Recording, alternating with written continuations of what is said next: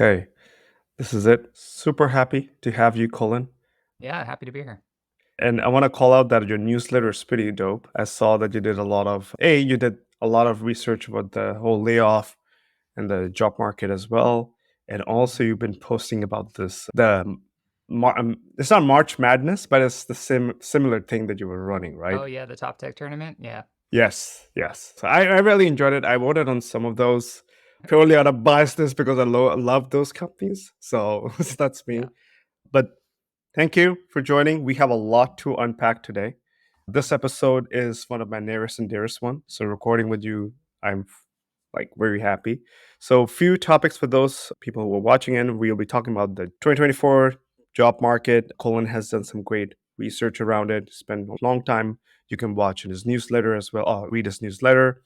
We will talk about candidate culture fit, the hiring process of PMs, and then dive a little bit more in program manager and product ops debate that's happening with the Marty Kagan one. And lastly, the new shiny title, AI product manager. But before we go in, Colin, I want to open the floor to you, your experience, your background. Let's get started from there. Yeah. So I've actually had a bit of a two-career journey. I actually studied biochemistry originally in college, and then I dropped out, and then I played in a band. And I was pretty broke for a long time, but that was my first career. And that I played in a metal band, and metal isn't like where you make money. So every single person I played with, all the other band members had other businesses when the older band members. And so I got into entrepreneurship that way, landed into startups, eventually landed at Udacity building an internal startup for them, and then eventually led all the product for on the consumer side for Udacity. And Udacity was, if you don't know, it's one of the first like ed tech unicorns. We were actually teaching self-driving car engineering, AI, VR engineering, all that kind of stuff about 8 years ago, back in 2016. And it was founded by Sebastian Thrun, who founded what is now Waymo at Google. And then after that, I went on to Noom. Noom is like a behavioral psychology wellness app. Most people know it as like the diet app, right? And was like a pretty awesome product culture for experimentation. It was one of the most interesting companies for rapid experimentation. And it had a large psychology department too. I worked directly with actual like clinical psychologists while we were developing hypotheses for A/B testing. And it was just like a fantastic place to learn. And then after Noom, I went to be the senior director of product leading creator growth at Patreon, which most people know. And then I fell into this kind of like coaching content world by accident. I was always known in my friend circle for being the salary negotiation guy. I would get everyone I knew, including my direct reports, I would coach them on how to negotiate their salaries better. And people just kept referring me and referring me. And then eventually that turned into a bit of a coaching business. And then once the market downturn hit in late 2022, I started working with people through like their entire job search, originally with like leaders and then eventually everyone. And that kind of led me to build this Top Tag newsletter, which kind of surveys the job Yeah. market every week, gives tips, gives companies that we think are really places where you should target or not. And yeah, I've been doing that for the last few months, and it's been a lot. It's been great. It's been really great to see work with people on the ground on like getting them jobs, see people react to it, but also see and think about like where the market is going to be going over the next couple of years. Nice. And leading towards that, like I've actually, I do subscribe to your, I watch, it's on, I keep saying watch because I'm used to the podcast, but I keep reading your Yeah. content. I do find it very helpful. Those who don't know, I will just leave it in the description so you can follow him and subscribe to his Substack. It resonates with me, and I'll tell you why. Now we will dive into the first subject, the job market. A lot of people are impacted, right? And you were putting out basic facts, economy, stock market, the whole job. How are we seeing it grow? Could you elaborate further on that? What are we seeing right now in terms of trend and even like context? Like what happened and now what are we seeing and where Yeah. we'll go? Yeah. So you can read like a pretty deep dive I did. I looked at historical stock markets and cycles and job markets back like to the 2000s, early 2000s. I talked to senior leaders who have been through all of that before to see, is this really new? Is this something like once in a lifetime or not? And then I pulled out a few of the clear shifts based on the data. And Carta, I don't know if Carta, but they have 500,000 startups using them for their cap tables. And so they have all this detail on who's getting hired, how much money they're making, all this crazy detail about startups, compensation, and hiring. And so I dove deep into their data, looked at some of the true up data on how the job openings are going.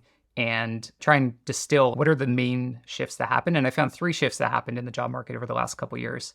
And then I've got about 5 insights that people can take away to what should you do if you're looking for a job right now in the job market.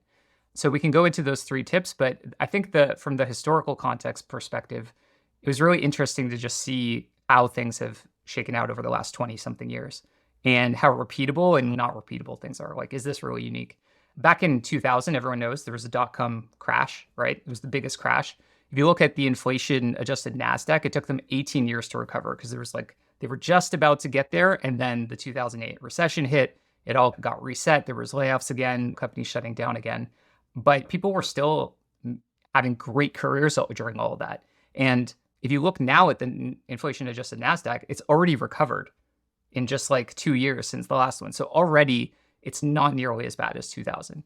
So the question is it bad as 2008, which was another setback? 2008 took about 4 years to recover, and it's already taken, I think, 2 years for the stock market. And the job market lags the stock market in this case. And then the final thing that people say or worry about is this different than before because AI is coming to take our jobs? Or is there some fundamental difference in how startups and companies are going to run? And I would say it's not AI that are coming to take your job right now. It's startups and big tech companies realizing they just don't need as many people to run a company. And I go through the history of how everything happened, but essentially the dominoes started falling in 2021 rather. 2021, there were a couple of big hits to specifically advertising technology and the consumer markets. So I was in a consumer company at the time, heavily dependent on advertising, and Meta obviously was hit at this. That's why Meta's stock started tanking before even the 2022 crashes. iOS 14.5 came out, and the privacy changes, the ad targeting became way harder. At the same time, consumer demand for online products was dropping as people were coming back out of the work, stay at home. And consumer demand was just dropping altogether. So ad prices were going up. All these consumer companies were starting to struggle. The advertising revenue was starting to tank for all these big tech companies like Meta who were reliant on it. And that was the first little domino. But it really triggered in about March 2022 when the Fed raised the interest rates because of inflation to curb inflation. And I talked to some people in tech about this and they're like, oh, who cares about the macro economy? That doesn't matter. It matters like tremendously. Almost every tech hiring cycle is based on macroeconomic factors, actually. There were even dips in 2015, 2018, like small dips that recovered very quickly where we thought this was the end again. And those were mostly related to some macro factors and nothing related to demand for specifically tech. But sorry, Colin, I just want to add one more thing. I want to back it up what you're saying. It's true. I've been hiring folks for the last few years, and it's always been, let's see what's going to happen with this reporting, or what will happen, what they're going to report, how's the market, or how are these stocks doing. And I'm like, oh, Fed, yeah, right? yeah. And that is the only reason we're like, oh, can we have more headcount or no? And even I was told by my leaders that hire as fast as you can before this headcount you lose because something macro, economic downturn could happen. So you're not wrong. You're right. You're absolutely on point. I just want to add that this is my first-hand experience. So please continue.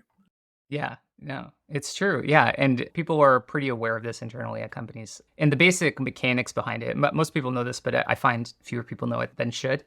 When the Fed raises interest rates, the cost of capital for any business, including tech, becomes higher. And it's also applied as a discount rate to all your future earnings. Inflation affects the interest rate. Sorry, not the interest rate, how you discount your future earnings as a tech company. And tech companies are almost all future earnings. And in that case, the tech company's valuations just plummet. Like the multiple, you see the multiples meaning how much the company's worth divided by their sales in that year or their earnings in that year, depending if they're a profitable company or not. And those all compressed significantly just overnight when the inflation is high and when the Fed makes these rate cuts, the capital becomes more expensive. You can't get loans, you can't get equity as cheap as before, and then you can't hire as much. And then what happens in times like that is that there are these leaders, like Elon Musk being one of the first ones, who just had this inkling that they could do more with less. And they're like, now we have like a crisis, and crisis is when you can make big changes. And you actually saw Elon Musk do this. You saw Mark Zuckerberg, you saw everyone in big tech doing this. But then you also saw like Brian Chesky had to do this a couple years earlier in 2020 rather, during the pandemic, when his like entire business at Airbnb was potentially going under, he was able to make huge changes in the company. So anyway, Elon laid off 80% of Twitter's staff. That was like, gave the green light to Mark and others to start laying people off. That happened throughout the tech industry. The biggest amount of shutdowns in startups that we've seen in decades. And yeah, it was a pretty rough job market since then. And I have more data to share later. So what are we seeing now? Like this context up. So what are we seeing now? Do you think we will see some recovery? I don't know if you can comment on the Fed side, but what are we seeing? Because I don't have any trend or data. I'm just going to be qualitative. I've seen few folks within my network. They're like, hey, I'm getting a job. Like they post on LinkedIn, right? That's my data right now. I haven't done research. I know you did a lot of research. What are you seeing in terms of the trend in the next, let's say, the second quarter, what we might see? Yeah, so I'll back up a little bit and say, what are the three main things that changed last year during the whole shutdown? And then we can talk about which of these components is recovering or not. So the first shift that we saw is that there were a lot of leaders and middle management specifically cut from companies. And a lot more of those people are now taking like IC roles, principal level, staff engineering level, staff product manager level.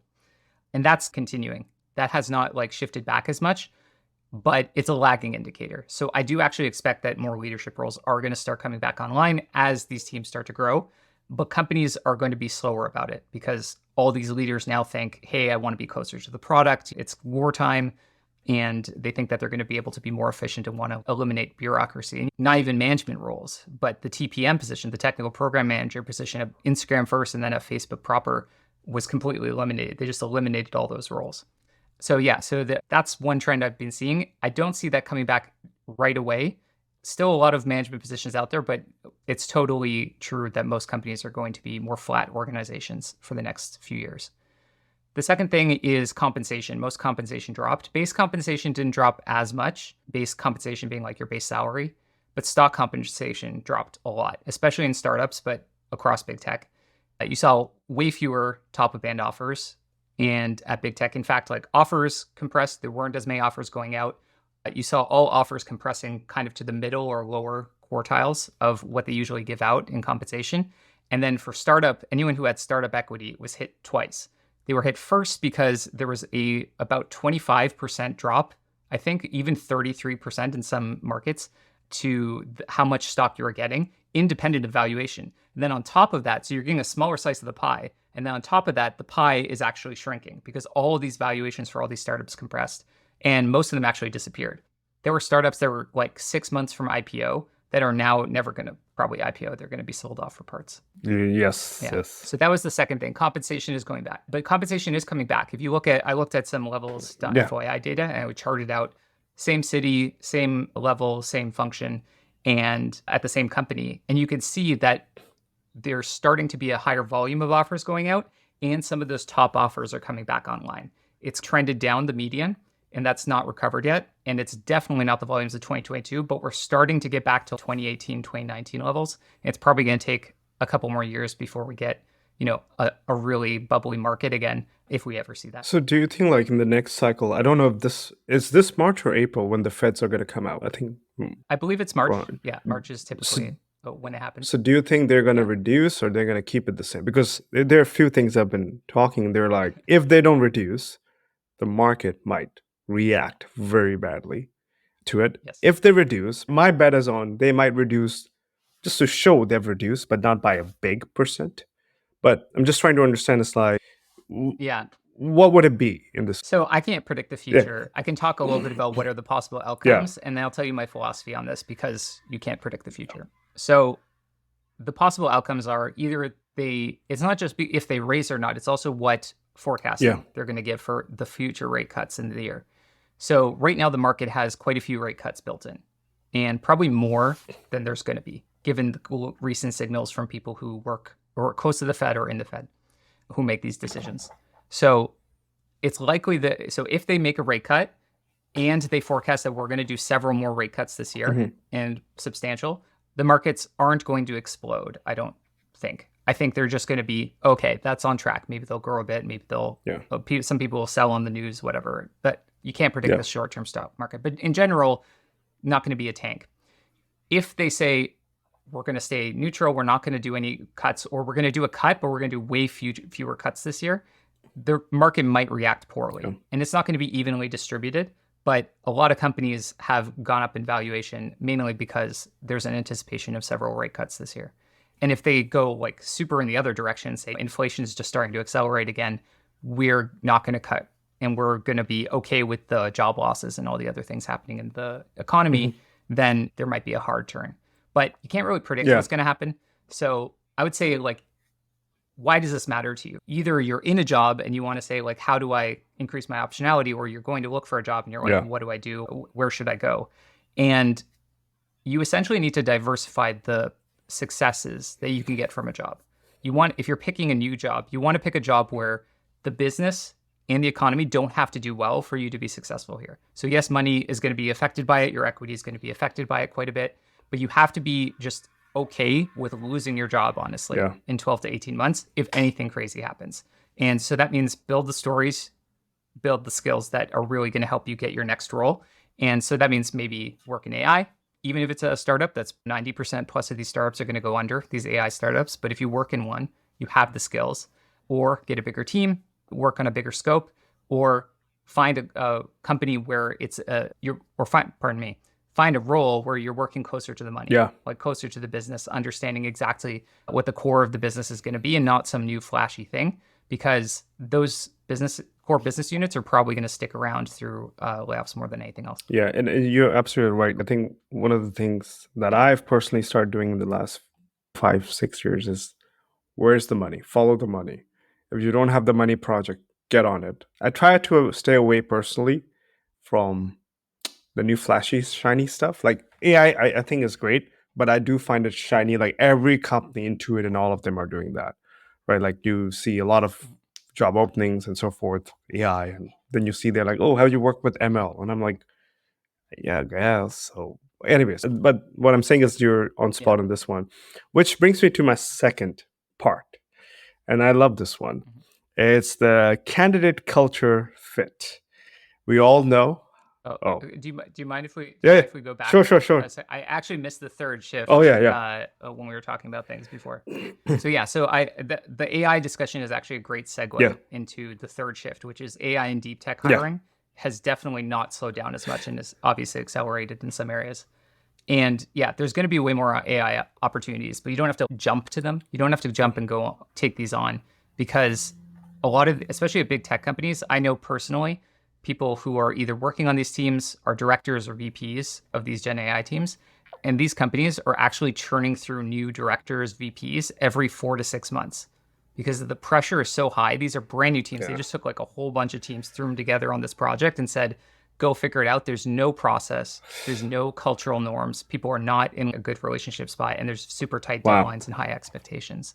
And so it's very hard to be there. It's great on your resume, but if you're going to take it on, just be aware that it's going to be a pressure cooker, and there's no guarantee that you're going to be actually successful. There's going to be a lot of shakeups. And so if you thrive in chaos, I would recommend going to one of those AI teams at big tech. If you want to go to a startup, like I said, most of them are going to shut down, but that's totally Yeah, fine if you think about it as this is a skill I'm building for the next company. yeah, no, and spot on this one. I have nothing to add on this one because this is something, again, I'm also like practicing myself as well. If you do it, be ready that you're going to get churned over if you don't Yeah. perform, because there's a lack of clarity. This is my hypothesis is all these companies, like when Facebook says they're going AI, it makes sense. They have a lot of products, they can leverage it. But wasn't there AI not happening before that? It was. So what would you do so different? Unless you're building or working at perplexity.ai, that's a different story. It's an AI driven product. But now, on a really segue in this candidate culture fit, why do I find this very Mhm. near and dear to me? Before we were starting the call, you said, Imran, this existed years ago. We have seen a lot of. So, just for the context, my question to Colin originally was, I want to talk to him about a can we rethink the hiring for PMs? I had this conversation with Marty Markuson in my previous podcast. That's how Colin and I we got connected, and I want him to come on the show, and we want to really have an honest, hot take discussion. I find a lot of fluff there out there, Colin. Number one, when I say fluff, what I mean is like everybody says, "Oh, you can be a good leader. This is how I manage my team." It's all BS. What I personally have seen, and I will open the floor, is the hiring when it comes to product sense, product design. there are a lot of these good process. You can do best courses and everything. You still don't pass. Why is that? You hit all the frameworks, you hit the product, you do exactly what you're supposed to do. You don't pass. Secondly, there's also a lot of unconscious bias or affinity bias that happens. Subjectivity. Is the candidate previously worked at a fancy company or not? And if that hasn't, this candidate is not probably good. And lastly, is why haven't anybody opened up the process to be like, hey, this PM knows how to talk, communicates, understands the product, contract to hire, see if it works, doesn't work, churn fast. This is the subject. This is a lot of topic I threw at you, but let's talk. Yeah. What's going on? Yeah, hiring is a complex thing, and there's many different subtopics that you talked about there. Some of it are topics that I've been thinking about myself as a leader, and I've been a leader for over 8 years now. There's a few things at play here. One is this, what you called like candidate culture fit for a company. And if you think about product managers, we can talk a little bit about that. There's also what I think as candidate role fit for people who want to accelerate in their role, which is related. But then there's also like leader company fit and company market product fit. And some of these things that you see as bias are really bias, but there's also some like actual function behind that bias. So for example, a leader comes in from, for example, Meta and becomes a leader at a company. What they see at Meta is a certain culture and way of working that requires an entire strategy, an entire operating system to work, which means a certain type of talent needs to be there for this actually to work. And this is why you see a difference. Like Airbnb right now got rid of like product managers and made program managers and product marketers like take on the responsibility. So they have more program managers now.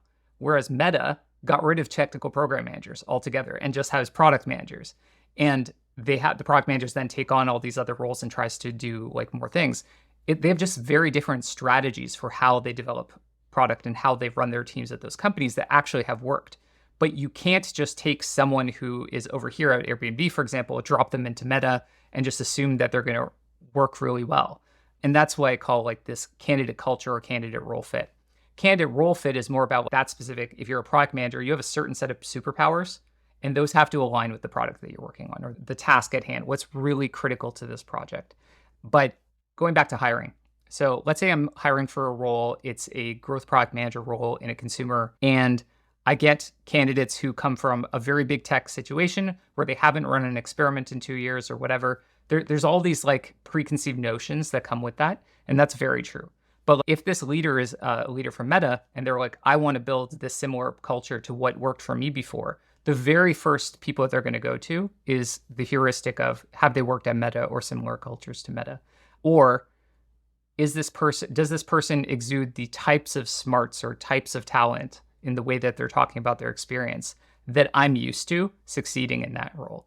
And it's almost not skill-based at all. In fact, I got a VP role at a public company, like an offer, and they barely asked me any skill-based questions. It was entirely past experience, how I talked about things, my cultural principles. And to some degree, I think they were missing the cue on like actually evaluating their talent properly. Some very important things, but at the same time, they also were vetting something really important, which is this like candidate culture fit. If you can have two great product managers come into a company, one of them is going to succeed, one of them isn't. And it's entirely based on, do they match the culture of that company? Because I have great product managers who work super well when they have a program manager and they have all that system done and they can just do their thing. And I have product managers who need to own everything. And they need to do all of that work closely with in the program management function and the product marketing function and have a small, nimble team to thrive. But it doesn't mean they're worse or better product managers. They're just worse or better in a specific type of team context and a specific culture of that company.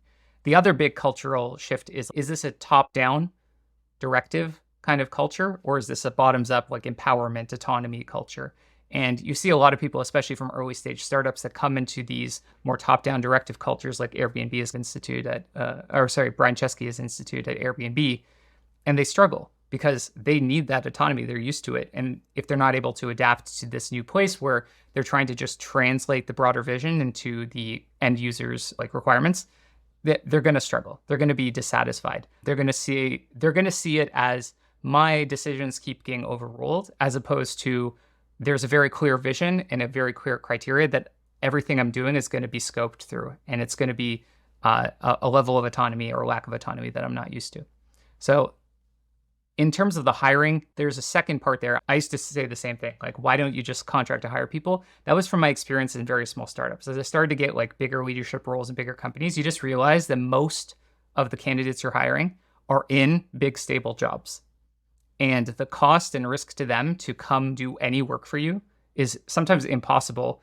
And second is very risky for them. And so it just is too high a cost for them. It's actually the candidates that are blocking this possibility in most job markets.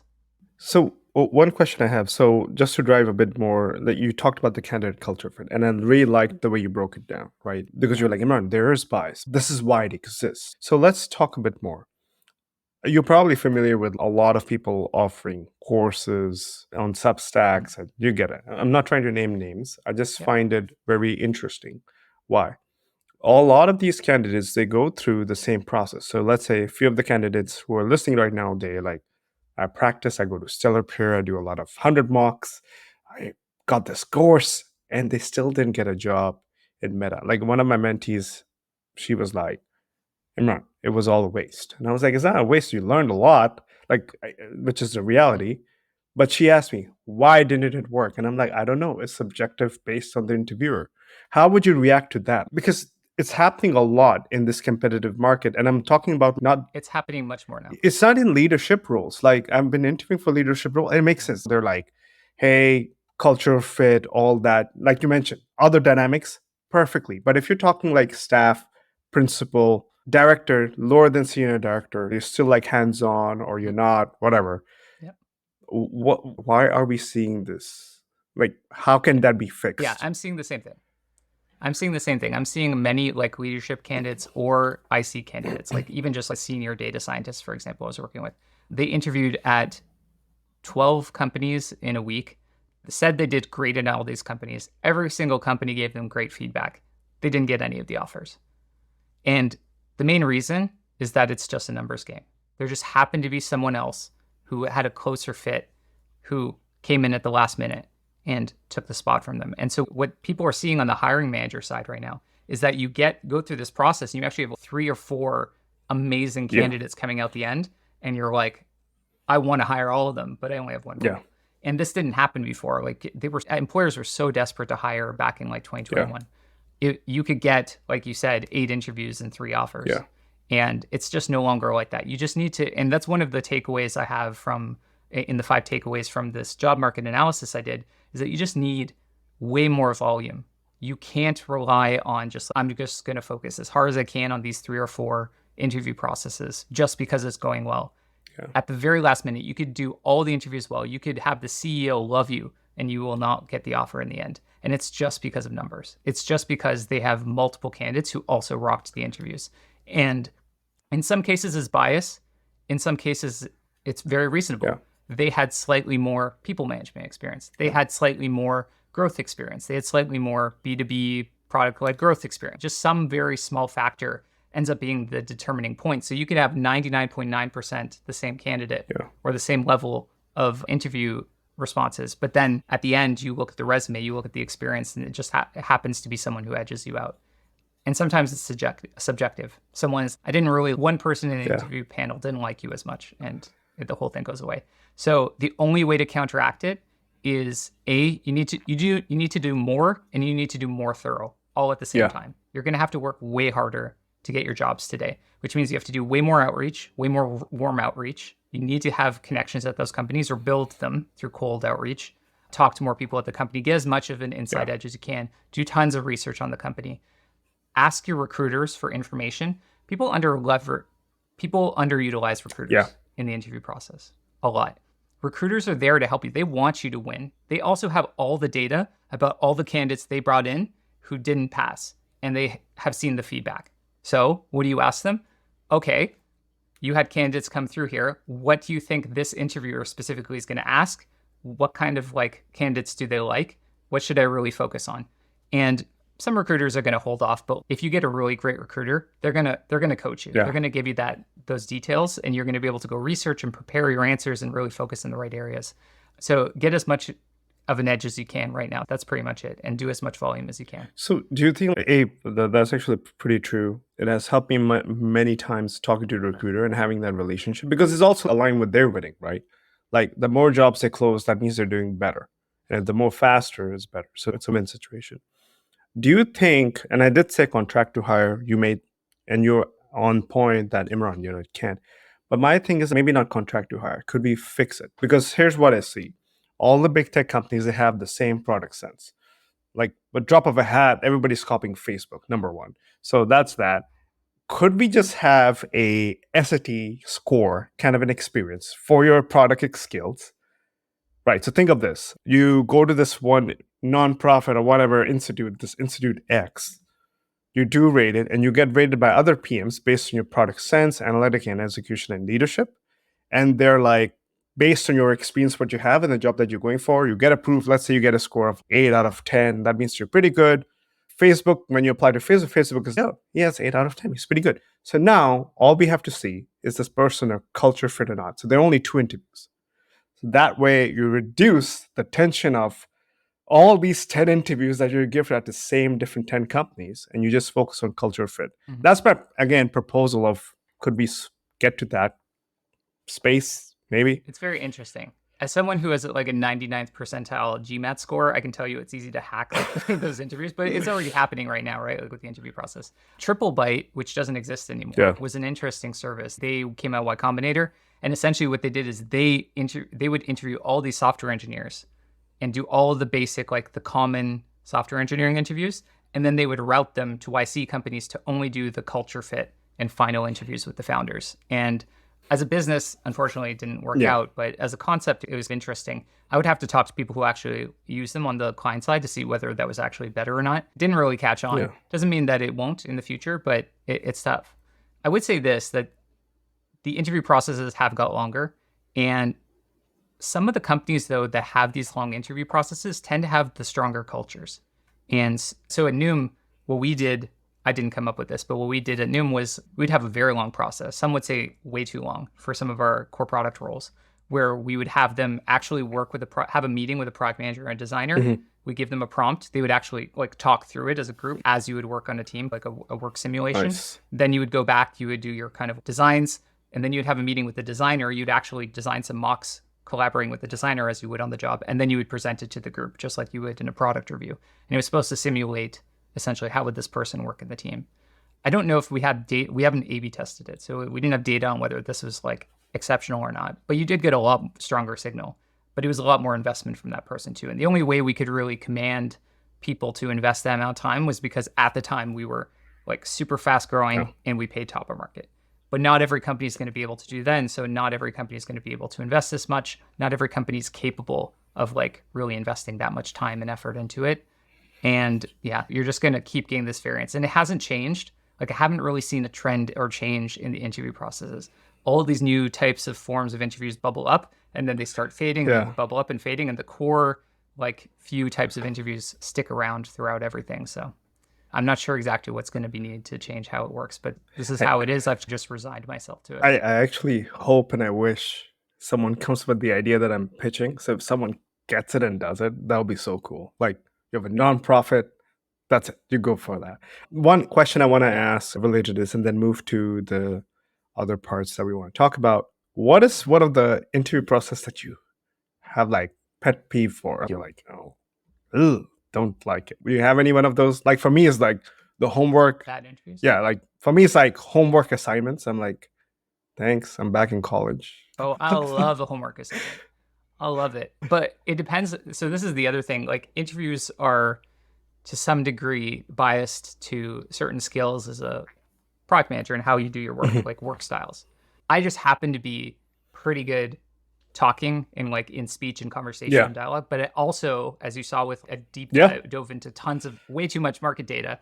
I'm really good at doing that kind of thing. And that comes from my like cancer research, like studying back in the day. I used to be good at that. And so homework assignments for me are an opportunity to show off more. I'm always looking for an edge. And if homework assignments for me give me an edge as a candidate over others, because I know I could go deeper and get more insights than others if I spend dedicated, focused time outside of the stress of an interview process. But for others, they just don't have time, they have families.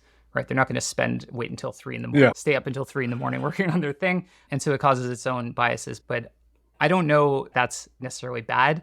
For me, the way I look at it is this is the game it's played. You're in a video game, you have different types of levels and Yes. bosses and things to deal. You just have to address like, what is the game in front of me? What are the rules? And luckily, with all of these resources Yeah. online, free ones, courses, etc., it's pretty easy to find it. And I'm actually really mad as a hiring manager when great candidates, very intelligent candidates, come into the interview with me and have not prepared Oh, the yeah. basics. That's a And it happens a lot. And I'm like, this candidate could be great, but I know they're going to fail the panel. And I don't have enough power or conviction here to be able to like overthrow the ruling, right? But this candidate just didn't do the prep work yeah. on basics of product management interviews, and really smart candidates. I'm Yeah. like, oh man, their experience is great. They're obviously smart from talking to them. And I would have to change the entire criteria for how I hire it for this role. And unless you're in a small startup in a very small team in a specialized role, you're not going to do that. Yeah. If it's just like one more PM on your team, you have to just say, numbers game. Sorry, I'm going to probably lose a possibly great candidate. I have to say no to you Yeah. and move on. But it's also partly like this candidate didn't do the research for how to get a product manager role. I don't know. It seems like a basic thing that most people should know.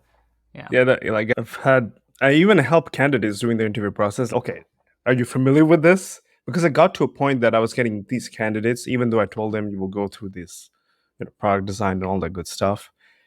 And I'm truly surprised many of them are unprepared. So please, candidates, do your homework before you talk to the hiring manager. And it's coming from the hiring managers themselves. So now shifting the gear, it's making a lot of buzz on LinkedIn, the Marty Kagan interview with Lenny that happened. Program manager, product ops. There's a lot of hate, a lot of stuff going on. Can you add more context for those who haven't heard that? I can share a bit more, but I always like to leave it up to my guests. But basically, there was a conversation where Marty Kagan joined Lenny's podcast, and he talked about, I believe it was about like the program managers, the product ops. It's more about the outcome versus the output, and all of these people, they have these crazy titles, they're doing these overpaid jobs, which I have also seen firsthand. Let's talk a bit more about it in detail, Colin. What's going on? Yeah. So I actually didn't watch. I read Marty Kagan's reaction to, for example, Brian Chesky's changes back a year ago, but I have not actually seen this new Lenny podcast, which I wish I had now that you told me that. So if you can give me a little bit about what is Marty Kagan's new thesis here on program, because I've hired and run orgs with program managers and product Yeah, managers. so same here. And so basically his point was like a lot of big companies have first fancy titles, right? So I've also seen some part of it as well. And they're fancy title, they're like product manager this, they're product ops, they're program managers, project managers, and he was like, essentially they're project managers. If you're shipping something, you're just a project manager. It's more output focus versus outcome focus. And there are these crazy titles, which makes this whole chaotic culture, right? One of the company I work with, I don't want to mention them, but for every PM, there was a program manager, and then there was a TPM, and then there was another project manager. And at this point, I was trying to understand, it's like, if there are three people doing the same job, what's going on? But apparently, they tried to differentiate. Like, I own the engineering side, I own the cross stakeholder side, I own Imran to help you to make sure everybody's aligned. I'm like, oh my God, I could do that too. What's going on? And so it was very cluster. You could, but of course, there's a lot of stakeholder. But the point that he was trying to make is, I guess you could have only one project manager in this case to help a PM or coordinate and everything. But there's a lot of fluff, a lot of titles going around, making this more complicated. Hence, it was correlated to the Brian Chesky thing. I believe so. He didn't mention that, I believe. But it fits near the whole product theater and this culture fit. So that's what I remember. So I'll give a little bit of historical context on product management because it and how these roles evolved. So product managers, to some extent, did a lot of what they call like just program managers today. Microsoft just essentially called what are product managers program managers for a long time, up until just recently. And they rejigged it, so mostly for hiring purposes, so it's more aligned with the rest of the industry. But product managers, for example, program managers, quote unquote, at Microsoft before were either doing some product work, mostly program management work, or some mix of the two. And sometimes throughout their career there, they would mix between the two. And it depends on what the project needed.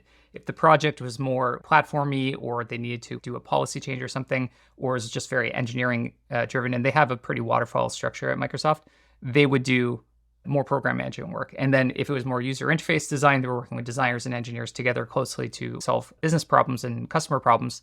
It was more of a product manager role, but it was more fluid. Product managers in general, depending on what type of company they're in, are going to have to do either more of this program management role or this product manager role. And some companies have solved this, and many of the big tech companies have solved this by having a product manager. And then over time, they're like, this product manager is taking on so much of this like backlog grooming and organizing with the engineering team and all these things that are like taking their focus away from, can I focus on strategy? Can I focus on making sure what the user is getting is right? Can I make sure that the business and all the collaboration, and all, especially as companies became so complex and it became so hard to get things done, they need to make sure, can I get all the checkpoints and all the stakeholders aligned with this? And that just takes up so much of your time that you have less time to work on these other tasks with the engineering team. I would say Meta did the absolute opposite. And Meta has technical program managers, but they eliminated the role recently, like I said. And the people I work with out of Meta actually have a strong bias, and many leaders in big tech have a strong bias against TPMs or program managers. Some of them say they get in their way and they're like awful.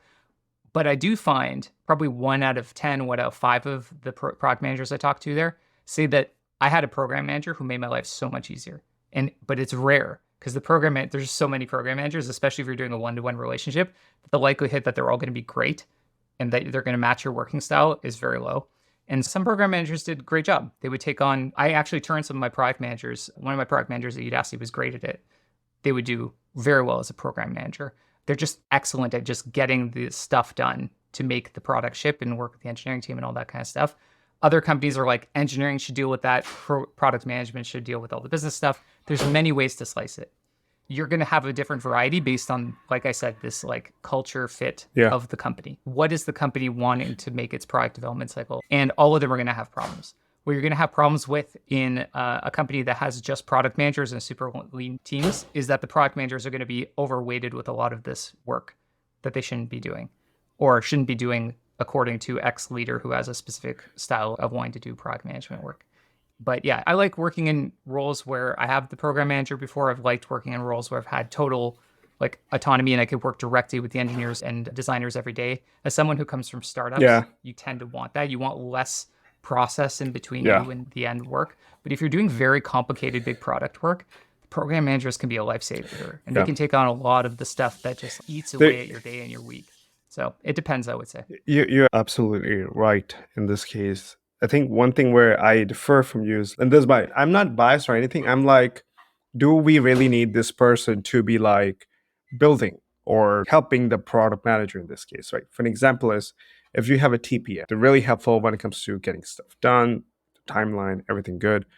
Why do I need a project manager? Are they slowing me down? Even if it's a complex project, right? Could I have an APM do under me because that person is already learning and willing to learn?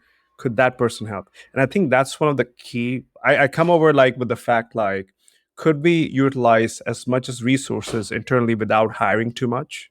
I think that's the key that I look for. But one question I have associated to this is the product ops. So I've also had product ops as well. So what would you say about that? Like program managers, TPM, and then you have product operations. Yeah, product operation, to be honest, they mean very different things to different orgs. They play different roles depending on what the team needs. Product operations can be one of 3 things, I would say. They either focus heavily on what I would call the inbound or like the first mile of product management, which is how do we get data? How do we get insights? How do we gather all that together and compile it so that we can feed it to the product managers and make their lives easier? Second, they work on the actual product management engine and machine itself. They're like engineers for that. How can we make each of these product managers more efficient? They work a lot on getting rid of bottlenecks in the product management process or the experimentation process. Or they do last mile work, which is, for example, at Uber, this is how a lot of product operations people worked. The product managers would make some decision, but then they have to do it in all these different geos with all these different regulations. They have to make it work. And so you have product operations managers doing that. Product ops then bloated and started doing more things at Uber, including product work. But that's typically how it is. Or in a business to business, in a business to business company, you'll have product operations managers working with go-to-market teams like sales, et cetera. Typically, it happens when a lot of work builds up in a certain area that's slowing the product pipeline. and you solve it with people. Yeah. You throw in product operations there. You're like, let's put more people there.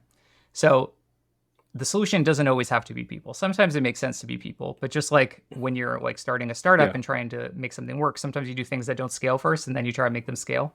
Sometimes if you put people in the role and those people then have an org and those people then are assessed and evaluated and incentivized by creating process, Yeah. what you get is more process for process's sake. And that's where a lot of the toxicity around program management and product operations happens, is that these teams just become like these political organizations and the persons loses sight of what they were there for. They're there to make the team work better, not to make more process. That's And that's oh, typically what happens. that's was my follow-up question is, don't you feel sometimes, or what's your take on it? I want to give my context and then ask. My thing is like when you have a PM, you have engineering, okay, you need a project manager, a program manager to help facilitate stakeholder, makes sense.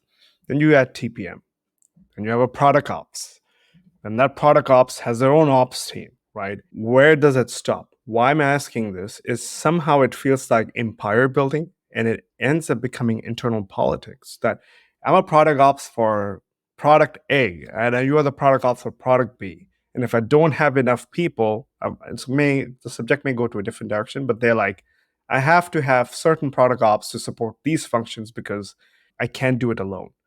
With the tools that we have today, you have product board, you have Jira, you throw as many as services out there with AI. Do you still feel that we need so many program managers, so many product? I'm not against them, but I'm talking about the reality, right?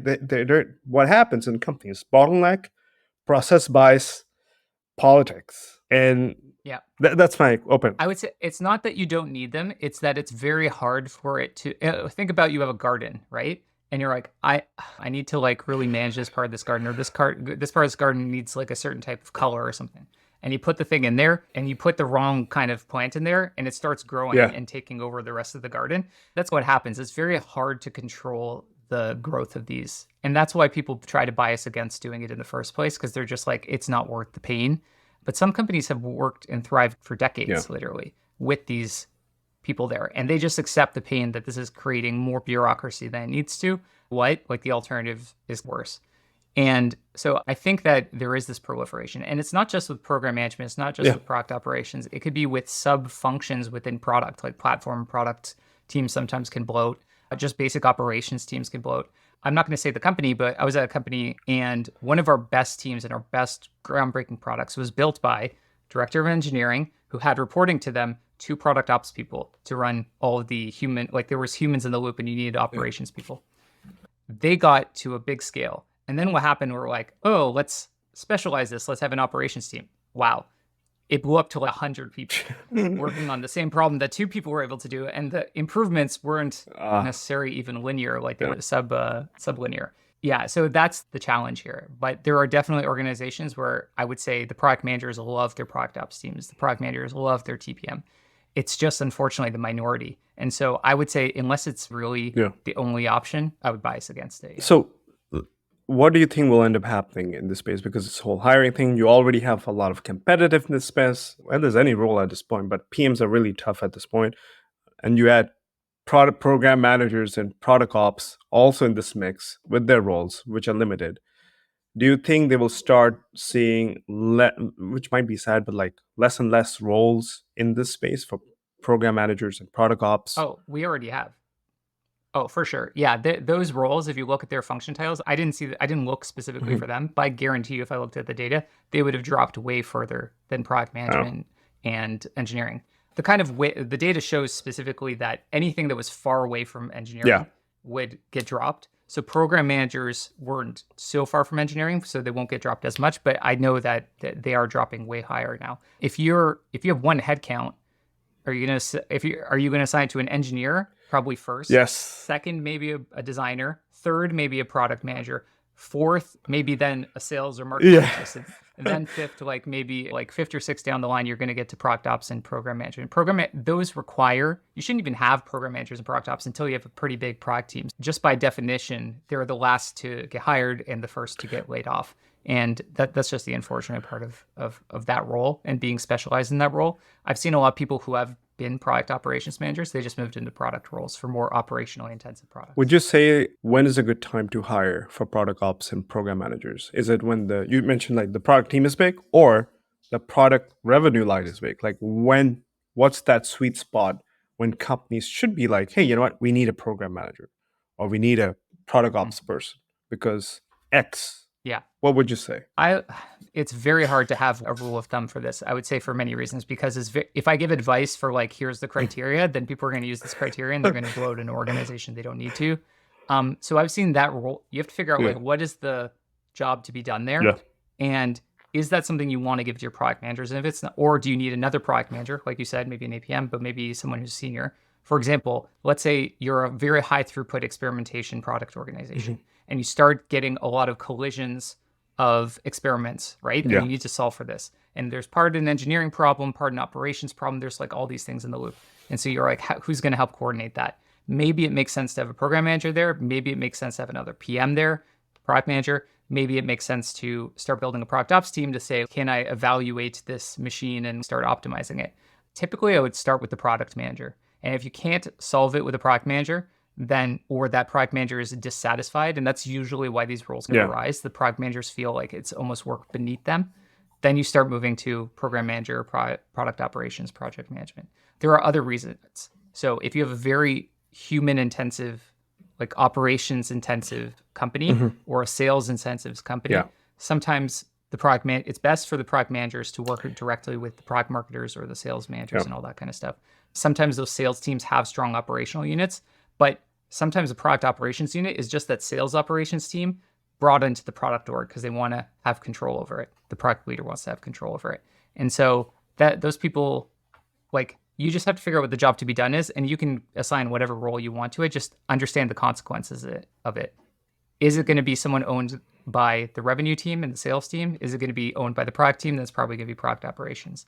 And then for program management, it just depends on the complexity of how tough is it to get actual product built and how lean do you want your teams. If you want to be more meta style and you have a lot of small lean teams that are like very autonomous, then you probably don't want a program manager. This is actually very good. And I'm glad like we talked about this because I guess my parting thought is the same as yours in this case, except I would say if you really see a growing pain for your PMs to manage their work, like execute, and they're like, if a PM is spending more than 20, 30 minutes of their time in project management and like just coordinating, maybe it's time to get a program manager or TPM to help facilitate that conversation, especially across time zones, because the last 5 years I've been working with like teams across the world, which is fun.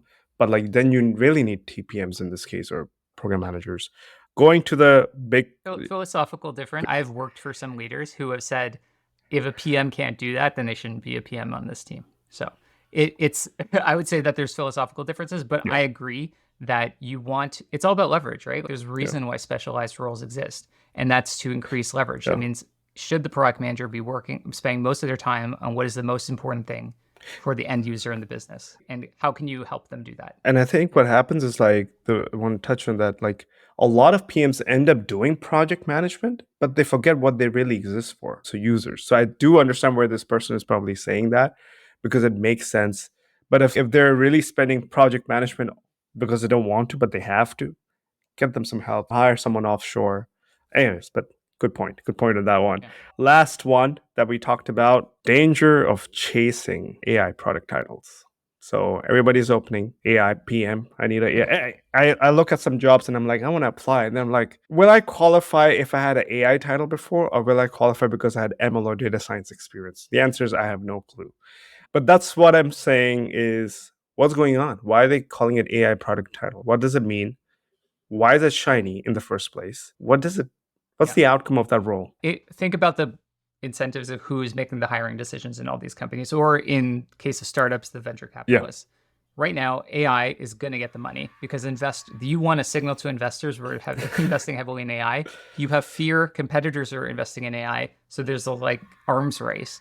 And so we need AI everywhere all at once. So they're going to create a lot of roles for AI. The second factor is the people on the other side, the actual job seekers.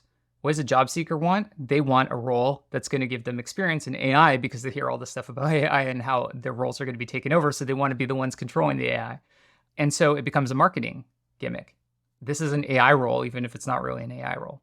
The reality is that AI is going to be used, you don't have to go to, it's going to come to you. This is one of the like takeaways I had from in my job market outlook and after talking to a bunch of leaders and candidates.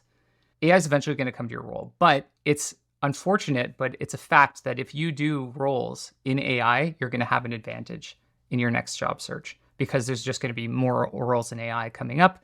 And having that experience in your title, even if you have no idea what the ML and AI, like ML and other AI technologies behind it are all about, even if you just use it to optimize what you're doing rather than actually implemented AI versus actually like building a model, those are the kind of three levels.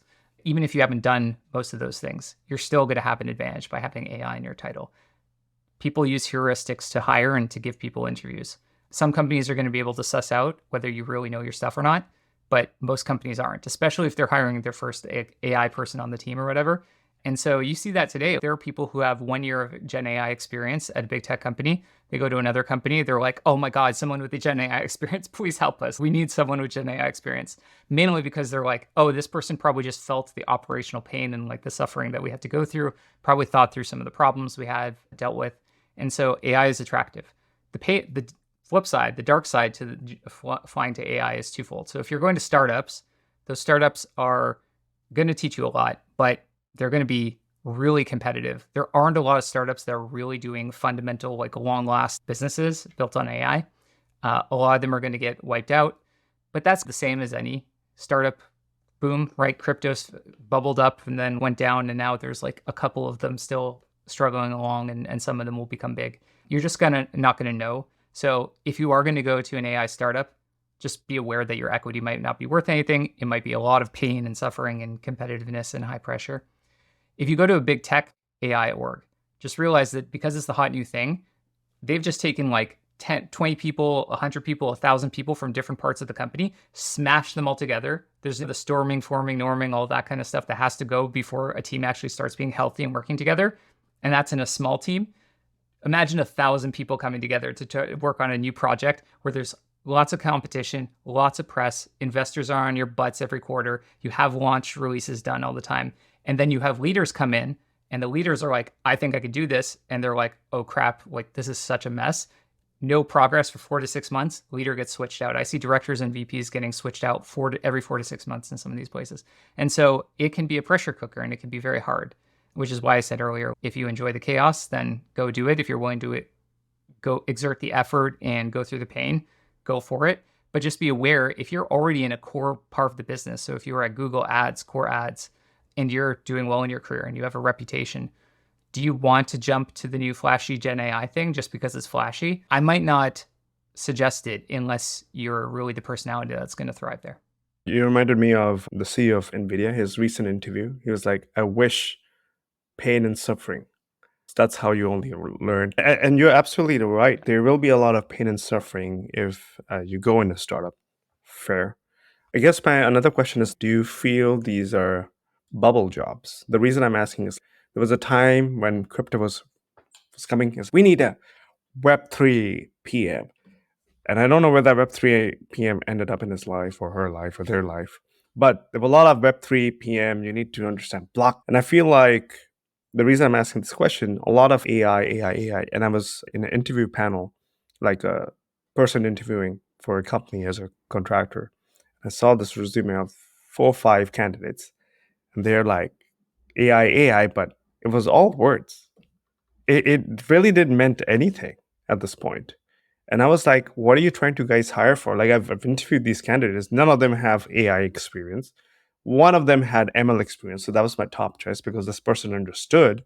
But like, immediately it felt like it's a bubble. You don't need an AI. You want someone who understands the underlying of AI, right? Has worked with NLP, has worked with machine learning algorithms, all that DNN, deep neural. Was this for a product role? Yeah, for a product role. Like, they wanted someone who understood that, right? But the title was like, AI PM. And I'm like, I think there's a lot of clarification that needs to be done. So do you think there's this kind of discrepancy that's happening that's AI? In reality, they are looking for someone who understands ML for an ad tech company, how you increase your target signals or whatever, or could be building a generative AI image tool or something around that, right? Do you feel that is a bubble? I don't know, discrepancy bubble or Yeah. off take? Yeah. I think that so I don't think it's as much of a bubble as crypto and Web3 because the applications are more real, more longstanding, but it is definitely a bubble and it will shrink. It's also marketing. In the case here, it's marketing and a lack of understanding of like where does AI and what level of AI do you need and knowledge do you need. Most AI product managers don't, there's Gen AI has not been around that long. We started using GPT-1 API, testing it at Udacity back in 2019 or something like that, 2018. And it was really bad back then. But that was the first kind of use case. It's brand new. There aren't people with 10 years experience in Gen AI, right? You have to, if you're trying to think about hiring for a role or you're trying to think about the different roles out there, there's Marilee, who does a bunch of content online for AI product management. She has a pretty good framework for it. I'll try not to butcher it. But essentially, you have the core product managers where you're implementing AI into a core product. You have the growth PMs or PMs who are using AI to just optimize something behind the scenes. And we've done that for years, right? ML algorithms are used for growth optimization all the time, targeting, like those types of things, personalization. And then you have the people who are working with the actual AI model teams. So you have these big teams of researchers and engineers who are trying to build things for different product teams, maybe platforms, or if you're in a small startup, you have a couple of engineers who are working on like groundbreaking research. And you need a more technical product manager rather in those cases, a technical product manager who specializes in AI, who has more of that technical background. But if you're in a growth PM spot, you just need the engineers to understand how to use the tools of AI. No one in this loop necessarily needs to be a really AI specialist. You maybe need one or someone who's just willing to learn. If you're implementing or developing a brand new product or a new feature that requires AI, in some cases you can use third parties. In some cases, you're gonna have to do a lot of in-house stuff. And so you only need maybe a couple of people in that team who really understand the ML stuff. And the other people are gonna have to just be good product people, good designers, good engineers who are able to productionize. This is like the difference between what is traditionally called the AI researcher or the ML researcher and the ML like engineer or AI engineer who productionizes it. Those titles have become interspersed now, so you can't really tell based on the title, but that's generally it. You need great engineers, you need great like customer user-focused product managers, and you need some AI researchers. And sometimes you don't need the third, depending on what level you're building into the product. And so depending on what that product area is, if you say it's a product manager for AI in like using Gen AI to, for example, at Duolingo, I'm sure they use Gen AI to create a lot of their content. But if they're only using OpenAI, like, does anyone need to be a super specialist in AI to do? No, you just need to know how to work with OpenAI and productionalize this thing and have all the quality controls and all that kind of stuff. And so you just have to really understand at what level you're going to need. And the problem is that most leaders, especially if you're in a startup, but also in big tech, they don't know what they're going to need ahead of time. Like, how deep do we have to go into this? How much do we have to do our own custom thing versus using third-party tools? And so you might need to do a spike with your internal team, get some of your architects together, think about the problem, do some research, talk to some experts before you go out and hire the wrong person, because hiring the wrong person can cost you a lot more than just doing that quick upfront research. And you're right. I think one of the things that even I've seen while these roles are opening up, and most of them are like, you have experience with Anthropic, GPT, and I'm like, so they already exist, and you will use their API. What is this PM doing? What's the AI role of this PM? If this PM is not working with data scientists, this PM is just. Here's an example. They're just I came up with a weekend project to basically take the 5 earning report of course, everybody tries to get rich with that stuff, right? So stock buyer, I was trying to do that. And I was like, read the 5 earnings report, tell me the events that happen, and then should I buy or not? As simple as that. I was using GPT. All I had to do was input, output. Okay. I wasn't coding or anything. I just used no code to build an interface for myself, a crappy one. I would say 70% it worked because it wasn't that cool, so I shut it down. It was only a month project. yeah. Do I call myself now an AI product manager? For some people will, and so, definitely some people will based on that type of experience. But honestly, like that's the level of what people are doing in some of their products, and then they're calling themselves AI product managers because that's all the company needed. With the things, if you are using that, which is just it's just an API that's giving you a service, and you could be using any API and any software as a service company on the other side. It just happens to be one that's run on AI. The things that you do need to know that are specialized is how do you take that output, how do you interact with it, and then process it, do all the quality controls, and make sure that everything is like solid so that you can get an end user product that's consistent high quality.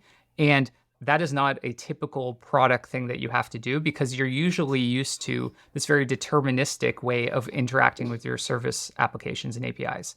You usually like, okay, they give us this information and then we process it. Yes. With AI, they give us this large probability of possible inputs and we have to deal with all the consequences if they mess up.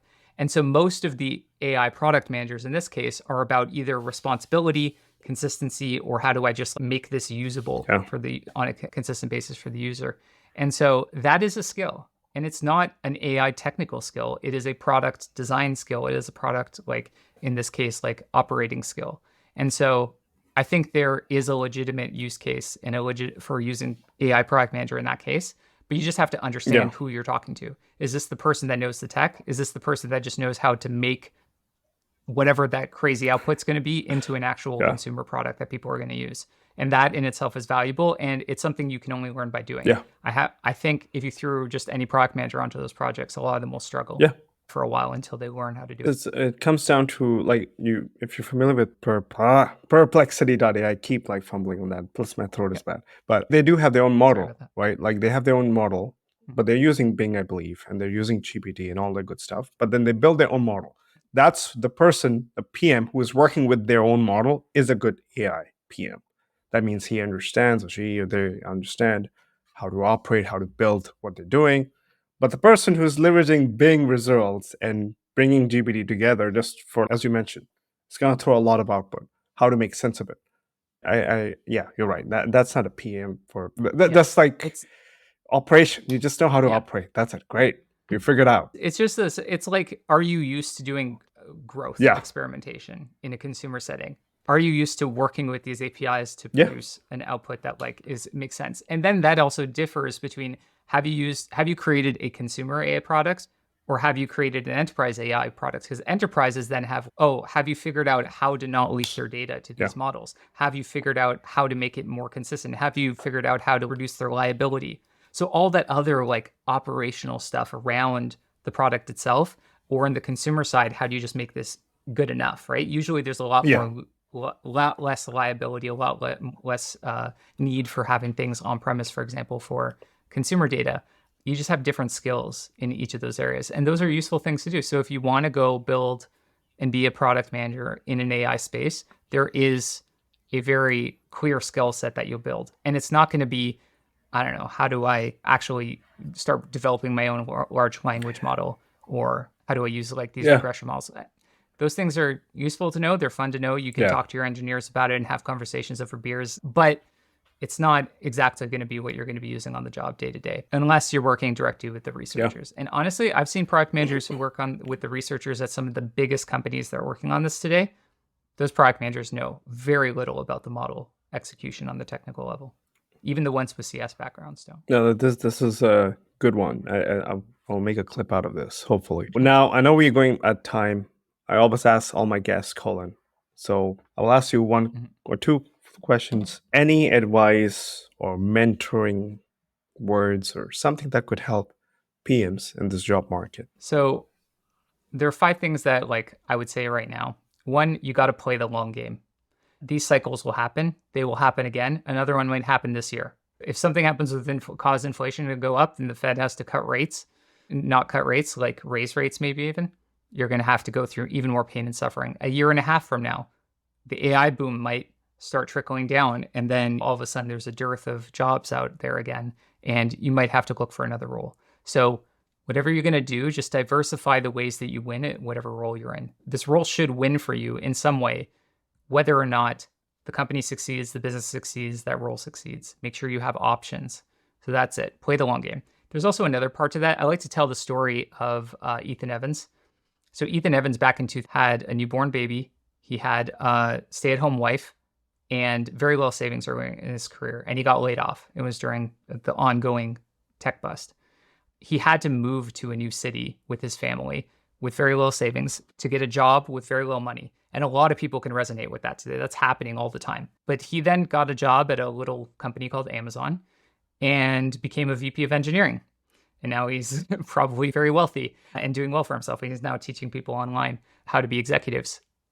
And I just say that for some perspective that like you measure your career in decades, not in months, not in years. So it feels awful right now, and that nothing's going to stop it from feeling awful right now. I've been in parts of my life where I couldn't pay rent next month or that type of thing. And it's stressful and it's very hard to have the long view. But that's the number one thing. Number two, I think what we said is true. Like, you don't have to run to AI. You don't have to worry, like, oh my God, if I don't get an AI job, it's the end of the world. Either go to AI or go to where the money is, to where the core business is. Those are going to be stable right now. The plate, like core ads at Google, figure out whatever the equivalent of that is at your company, whatever that cash cow is.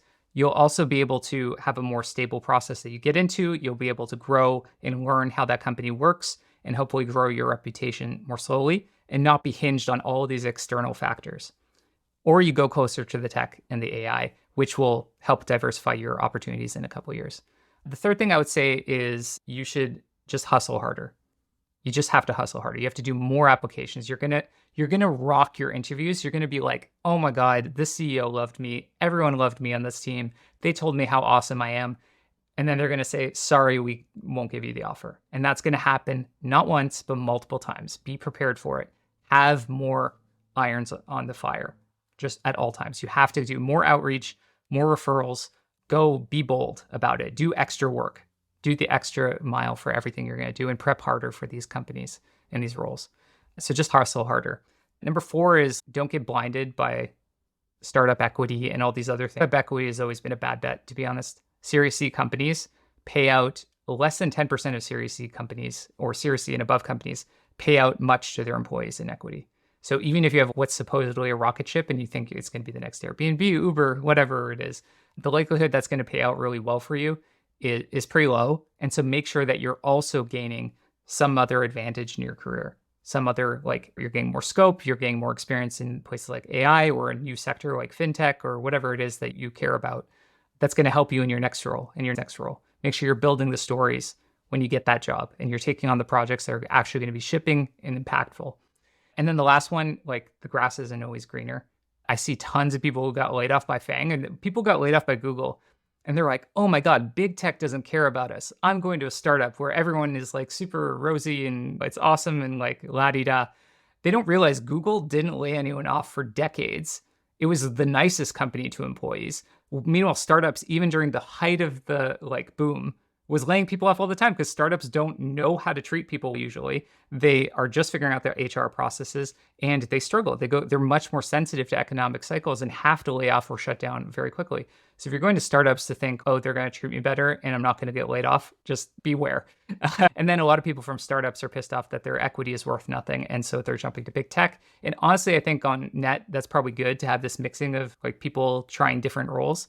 But just realize that it's not going to be as good as you think it is. It's not going to be, you're just trading for problems for other problems when you jump from one to the other. But yeah, I would say this. There are a few things, little tricks that I find that have been helping people. More experienced candidates, this probably won't work if you're early in your career. Go to external recruiting firms, go to your venture capital firms, and find the talent department there, and they will help you get intros to people.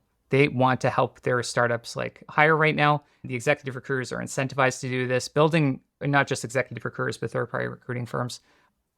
Like about half of the offers I've ever got were from external recruiters that built relationships over time. And even if they don't get you a role this time, if you go to a recruiter, an external agency, and you work with them, and then you get an offer or you're like one of the top candidates and you turn down an offer, or like they just see that you succeed and they see that you're really good, they're going to think about you the next time another role comes up. And they will also introduce you to other recruiters within their agency and help you. So it's like having a whole bunch of people working for you. And that's really underutilized. People were just so used to recruiters inbound messaging them all the time. That's happening less. It's happening now. It's coming back online. If you look at the jobs in the last few months rather, job openings have ticked up a lot. They started plateauing again. But since literally just the new year, it was like this, and then it went boom. 17% increase from January 1st to March. And that's really great. And we saw that the top offers are coming back. If you look at the Amazon offers that I went into in the newsletter. But yeah, I would recommend those 5 things to do right now. Mainly just hustle hard. There's no substitute for the hard work right now. And it's just a numbers game. So make sure you have enough runway to be able to do this for a few more months. This is really good, Colin. And I think one thing that you said, and I want to double down, play the long game. Mhm. You always have to play the long game, whether it's your personal life, work, your startup, whatever. Don't quit 1 year, 2 year, 3 year. Of course, the jobs, long game, I'm hoping is they get the job faster, but just be committed. No, this has been a great conversation, Colin. I really appreciate. I got a chance to delve into some of the topics that I really wanted to get, and I got a new, fresh perspective as well. But no, I thank you Mhm. for your time. Yeah, I've been loving your podcast. Keep it up. I love the diversity of the folks you've been having on here as well. Not just like product managers, some founders, people from different kind of backgrounds and non-traditional backgrounds. So I'm looking forward to watching more of what you do here. Hoping you grow really fast here. Thanks, Colin.